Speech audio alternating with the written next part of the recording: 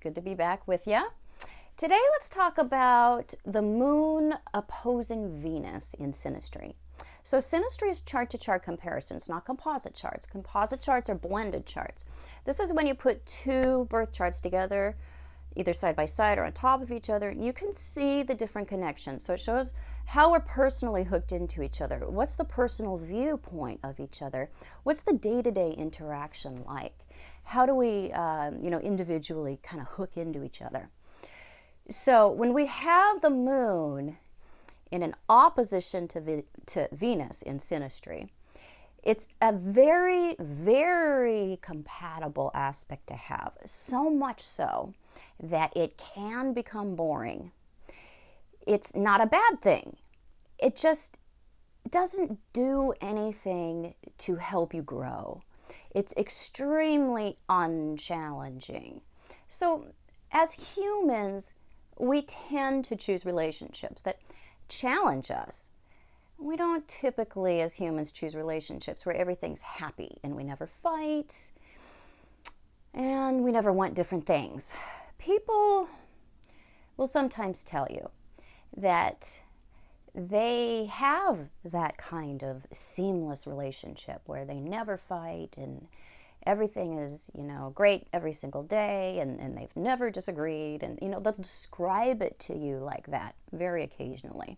You'll hear this. They are being challenged in the relationship. There's either two things going on. They just either have an overwhelmingly positive view of the relationship as a whole, or they have been sucked into a Neptunian vortex and the bubble just hasn't burst yet. So there's always going to be challenge going on in relationships that we typically choose to stay in if we are interested. Sometimes we are in relationships where we've lost interest, and that's a different story.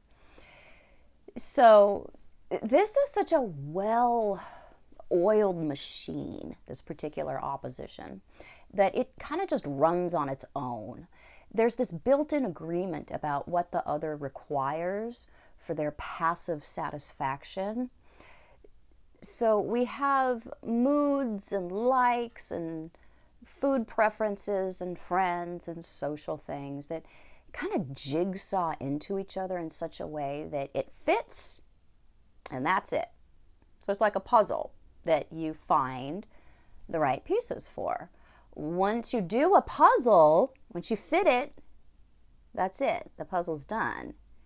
That's all the puzzle will ever do. That's all the puzzle was ever meant to do, was come together and not much else. So, and it creates this full picture that is fine on its own. So it's not ever going to get off the table and do anything else. That's kind of the ease of this aspect. It's not a bad thing. It's just stagnant. So you can feel a bit bored with how the other one just agrees with you or just likes the same things that you do, or kind of needs the same things that you do. So it's like, so where do you want to go out and eat tonight? I don't know. Whatever you want is fine. Or, so where do you want to go out and eat tonight? I don't know. Let's just go to our regular place and eat what we always have. So this kind of interaction can be slow to enliven the relationship. So it's a balancing aspect. If you have a lot of other intense aspects, it's very nice to have a pocket of the relationship that's intrinsically agreeable and unchallenging. So that can be something that's extremely great to have in an otherwise growth-oriented relationship. But if you have a really easy synastry and then you have this on top of it, a lot of times we just don't choose to remain in those relationships long term because we're not getting enough personally out of it. It's not doing anything to make us a better version of ourselves. And that's something that we actually are more attracted to as humans, rather than things being placid or things being peaceful or we're always in agreement. Those just aren't the relationships that we choose.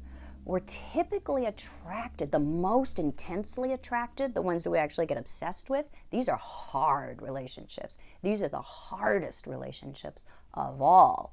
And a lot of times typically have some element of either abuse or chronic intensity, something about them that is so challenging that we can really sink our teeth into it. So there's different grades of that. And this one, if you have an otherwise juicy relationship, this can help to make things pretty darn agreeable, at least on this pocket of the relationship. If you have things that are, again, too easy, then this can be the tipping point, and it can just be like, yeah, there's just not much going on there. So I hope this was helpful.